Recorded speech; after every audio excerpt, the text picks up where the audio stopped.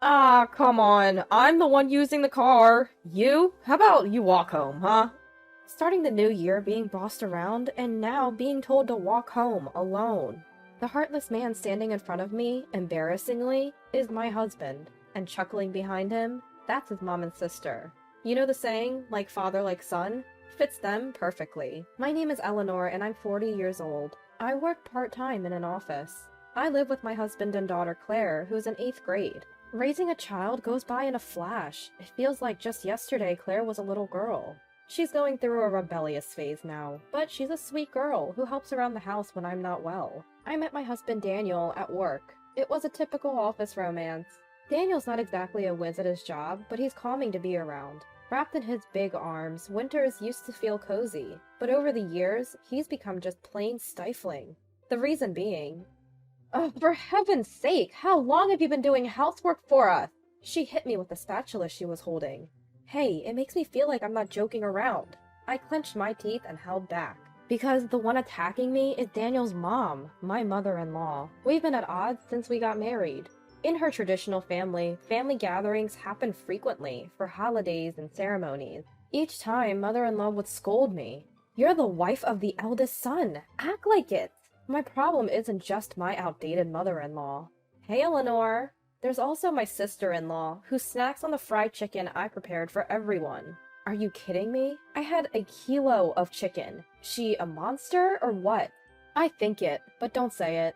My phone chirps with a notification. I glanced at it and couldn't stop laughing. What are you laughing at? Gross. Mom! Whenever I do something she doesn't like, she calls over my mother-in-law, and I get scolded. That's how it's been at my in-laws' place. When I talk to friends, they say divorce is the only option. Of course, I've thought about it too. But Daniel, as unreliable as he is Claire's only father. I just have to endure a few family gatherings a year. Besides, it's not like I don't have any allies at these family events. My phone never stops buzzing during family events. Hey, your phone keeps making noise. While stuffing his face, Daniel said this. By the way, he's on his 3rd serving of rice. Oh, maybe it's notifications from Claire's class moms on social media. Huh? Mom friends, huh? That must be tough. That was a lie. There is a mom's group, but this is something else. After finishing my chores, I sat down on the sofa to read the accumulating messages. Hey everyone, thanks for making it through another day. God, it was so cold today, wasn't it? Tell me about it. Our place must be the only one that's cold both in summer and winter. Speaking of which, Eleanor was such a pain to deal with today again, huh? Reading through the group chat, I couldn't help but chuckle to myself. This chat group includes me and Daniel's cousins' wives. While my issues with my mother-in-law might be on the higher end, it turns out the other wives have their share of grievances too. We instantly clicked and became close. Initially, we vented over the phone, but ever since we all got smartphones and joined social media, we've taken to griping here. By the way, while chatting with my sister-in-law, I received a notification. Eleanor, heads up! Your sister-in-law's zipper is down, lol. I couldn't contain my laughter. And yes, sister-in-law's zipper was wide open. I might have not been able to endure this on my own, but with these allies, it's probably one reason I haven't divorced yet. When I'm getting passive-aggressive comments from my mother-in-law and sister-in-law, Daniel just turns a blind eye. I once came home and tearfully said, "Why didn't you stand up for me? I've been dealing with their snide comments all day." Daniel responded, "You're overreacting. It's not a big deal, really. Be stronger. What's for dinner?" He said it with such a dismissive look. The thought of divorce flashed through my mind, but our young daughter Claire adores Daniel. "Daddy's belly is so soft and comfy," she'd say. I used to be like that too. I used to feel the same way about Daniel's big belly. I loved how he ate with such joy. But now it just annoys me. I asked many times, "Why don't you lose weight?" He always says, "Claire likes my belly, and besides, obesity runs in my family." That's a lie. I've seen his relatives. Only Daniel, his mom, and sister are obese. They're not just overweight, they're enormous, making rooms instantly feel smaller. Because of their massive size, the house is always freezing. In summer, the air conditioner is set to a chilly 64.4 degrees Fahrenheit, feeling like we're in a freezer. In winter, as soon as sister-in-law complains, "It's too hot!" the heater gets turned off, and we all freeze. We all wear long sleeves, even in the summer. But still, it's cold. Despite the cold, all three of them sweat profusely. Finally, a cold-sensitive relative shouted, "Hey, what's the deal with this house? Why is it so cold? If you're going to complain, please leave." Mother-in-law responded, causing the room to empty out, one by one. What era are they living in? Talking about main and branch families? Of course, father-in-law would scold mother-in-law, but she would snap back. "You're hardly ever home. Don't act like you're important." Sister-in-law joins in, and they both berate father-in-law, who ends up just letting it slide. I wish father-in-law would take a firmer stand, but the thought of being shoved aside by those large bodies sends shivers down my spine. My sister-in-law is over 40, single, and unemployed. Once upon a time, my sister-in-law had a job, but she quit after finding out she was bullying a new employee who turned out to be the daughter of a major client. Now she lives with her parents and doesn't work at all. She and her mom, my mother-in-law, live off her dad's money. When I married into the family, sister-in-law had already been unemployed for many years. She does want to get married and often goes to matchmaking events, but as far as I know, she's never had a boyfriend. She says, "I come from a good family, so my future husband needs to earn at least $80,000 a year." She used to say $100,000, so maybe she's lowering her standards. But let's be real, she needs a reality check. We should look more realistic. Sister-in-law claims she's from a good family because her dad, my father-in-law, owns a business. But the business was actually started by his dad, and it's been struggling under father-in-law's management.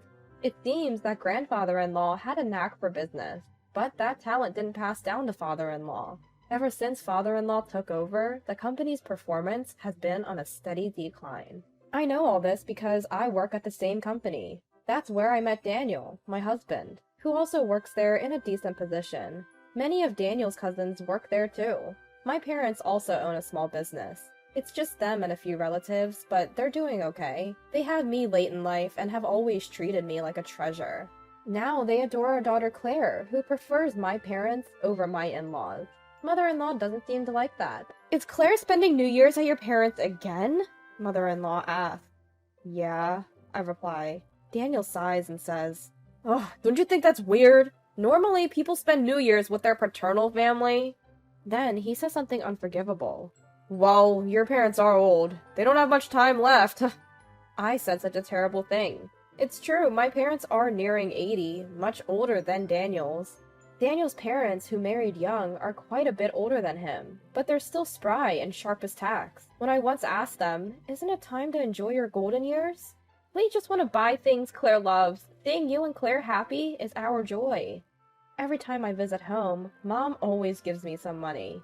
Daniel laughed and belittled my precious parents. "What did you just say? Don't you know the difference between what's okay to say and what's not?" When I angrily retorted, Daniel said, Fine, fine. I'm the bad guy, as always. If you're going to be like that, we might as well divorce." Then he stormed out of the house. The nerve of him. He better be prepared. The following year, on New Year's Day, my parents came to pick up Claire. "Take care! See you later!" I said to them. Claire seemed happy to see my parents and said, "I'll let you know how it goes," before leaving. It was refreshing to see Claire smile after a long time of her looking downcast. Even though my parents had come over, Daniel didn't even bother to greet them. What a rude guy. I felt utterly disrespected. After a while, Daniel came out of his room, and we headed to his parents' house. We haven't spoken since that incident. I don't understand why Daniel is mad, but I'm glad we're not talking. Lately, the only thing I've heard from him is, "Seconds, please." When I ignored him, he clicked his tongue and slammed the rice cooker shut. "Stop taking it out on objects," Claire chimed in. "Yes, stop it." Only to be yelled at by Daniel. The atmosphere at home was terrible. As soon as we arrived at his parents' house, his mom, mother-in-law, said, "Oh, Claire is with the other family again this year? What kind of upbringing is that?" Daniel quickly threw me under the bus. "It's Eleanor's poor parenting. Sorry, Mom." You can tell a lot about a person by their upbringing. Hurry up! We're busy with cleaning and preparing meals. This house felt as cold as ever. Upon entering the living room, I greeted the relatives gathered for the new year. Sister-in-law was there, and as expected, she ignored me. Despite the cold, seeing sister-in-law in a short-sleeved shirt and shorts gave me chills. When Daniel sat down, one of the daughters-in-law said, "Here you go," and carelessly served him tea. Everyone was on my side because Daniel had been discussing all his actions in a group chat. Father-in-law was out, so he wasn't there. "Seriously? We're all gathered here because Charles said he has something to discuss." Mother-in-law was getting impatient. While shivering and eating, a 5-year-old cousin said, "Cold in here." She turned on the heater. The next moment, sister-in-law yelled, "Don't touch things in other people's homes, you brat!" She snatched the remote from the child and turned off the heater. Naturally, the child was shocked and started crying. "If you're going to cry, why don't you go home?" A grown adult, over 40, said this to a 5-year-old. The relatives were furious. "Apologize to my daughter, you worthless woman! We've been putting up with this for the sake of the family, but this is the last straw. We're never coming back. You and your family can go to hell." Sister-in-law, who hadn't expected such a backlash, started crying despite her age. Honestly, everyone was disgusted. "Hey, why is everyone blaming my daughter? Don't you feel ashamed? If anyone has a problem, leave." This time, mother-in-law started yelling, "This family is insane. We're cutting ties with you." One by one, the relatives said this and left. The only ones remaining were Daniel, mother-in-law, sister-in-law, and me. The room felt even colder, with fewer people. As I was shivering from the cold, mother-in-law said, "What are you standing around for? The cleaning and meals are done, so you should leave too." "Excuse me?" "I said, we're spending time as a family, so you should go." Annoyed, mother-in-law told me to leave, so I was happy to oblige. The moment I picked up my car keys, Daniel said, No, I'm using the car. You can walk home." Daniel was unbelievable. He must be trying to annoy me because he doesn't like my recent behavior. They were all watching me, expecting me to cry, with smug smiles on their faces. "Why don't you guys walk for a change?" But with those bodies, that might be impossible. I won't be coming back here either. Goodbye." "What?" I said it with a big smile. Daniel and the others were speechless, their faces turning red. They were always timid around people other than family. I should have done this sooner. I felt lighter, as if I'd grown wings, and even breathing felt easier. As I was about to leave, father-in-law returned with someone. "Oh, Eleanor, where are you going? It's unusually quiet here," father-in-law said, and the person with him greeted me. "Eleanor, long time no see." Saying that, he called out to me refreshingly. It was William, my former brother-in-law, who had recently become the company president. I am not married. He was single and had been working overseas. He looked handsome, much like father-in-law. It had been years since we last met. "William, it's been a while. Mother-in-law told everyone to leave, so they did. She also told me to walk home, so I'm about to do that." I said it matter-of-factly. Upon hearing this, both men looked at Daniel and the others with disgust. "Is this true?" father-in-law asked in a low voice. Mother-in-law tried to defend herself. "Well, everyone was blaming her. Don't you find your daughter cute?" "Cute? This freeloader? She's just getting fatter. Are you all planning to become sumo wrestlers?" I'd never seen father-in-law so angry in the many years I'd been married into this family. I wished he'd scolded these hopeless people sooner. I even felt resentful toward him. Well, it doesn't matter to me anymore. I'm leaving now, and just so you know, I'm divorcing you. Do whatever you want. I glared at Daniel as I said this. He glared back, clearly unhappy. "Eleanor, I'll drive you. Get in the car." Father-in-law offered, but I declined. "I'm fine. My ride is already here." I opened the front door to find my parents, and Claire, waiting to pick me up. I had decided today to tell Daniel about the divorce, and I had already talked to Claire about it. When I told Claire we were getting a divorce, she hugged me, tears in her eyes, and said, "Really? Living with Dad has been so hard?" She hugged me while shedding tears. Seeing Claire, Daniel desperately said, "Claire, you'll live with Dad, right? You love Dad." Claire started crying and said, "No way! After Dad takes a bath, there's hardly any hot water left. And he eats like a pig. Plus, Grandma said... After saying that, Claire burst into tears. Claire had told me various things when I informed her about the divorce. Grandma called me a failure! I couldn't believe it. That's not something a grandmother should say to her granddaughter. Mother-in-law looked guilty. And then this! Claire then showed me a photo of mother-in-law and sister-in-law shopping, their cart filled with meat and snacks. Some local overweight mom and kid are always blocking the aisles and being rude to the staff. So annoying! Those words were posted on social media by someone with no consideration. Claire's school caught wind of it. Thankfully, no one knew it was about her grandma and aunts, but the fear of being found out made every day stressful for her. Seeing Claire cry, Daniel finally seemed to grasp the gravity of the situation and fell silent. It was too late for realizations now. We're handing over the family business and moving to the countryside. We've always loved gardening, and we're looking forward to enjoying our retirement. Eleanor and Claire are coming with us, so it should be a happy time for all of us. When Dad shared this with the in-laws, moving? Daniel's eyes widened in surprise. Of course he was surprised. No one had told him anything. When we told our parents we were divorcing, Dad shared this plan with us. They had been thinking of moving back to the countryside where Mom grew up. They had already found a new home, and once they confirmed we were heading to the in-laws, they started moving our stuff. I'm truly sorry. My father-in-law apologized. Considering how Eleanor and Claire feel, we have no intention of forgiving you. Excuse us, Dad said, his eyes cold, and led us to the car. Later, I contacted my father-in-law to resign from my job. I had already discussed the divorce with a close colleague, so the transition was smooth. My father-in-law kept apologizing over the phone, but I cut him off, saying, "It's fine." I left the social media group with the other daughters-in-law as is. When I announced the finalized divorce, they all congratulated me and thanked me for my hard work over the years. Since the incident at the in-laws during New Year's, some had even improved their relationships with their mothers-in-law. I heard that little girl still occasionally cries, remembering what happened, but she's back to her old self and attending preschool. I'm truly relieved. As for my former in-laws, my father-in-law stepped down as the company president. The new president is my former brother-in-law, William.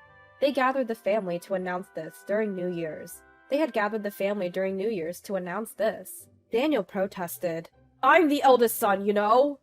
But Daniel had been taking liberties at work, leaving early and coming in late, all because he was the boss's son. It was exhausting to keep covering for him. His lackadaisical attitude towards work meant his department's performance was poor. Frustrated both at home and work, my former father-in-law consulted with my former brother-in-law. Turns out he has some business acumen. The company's performance has been gradually improving. Wait a minute! I never agreed to work! Please, use formal language at work, Zoe. I won't go easy on you just because we're family.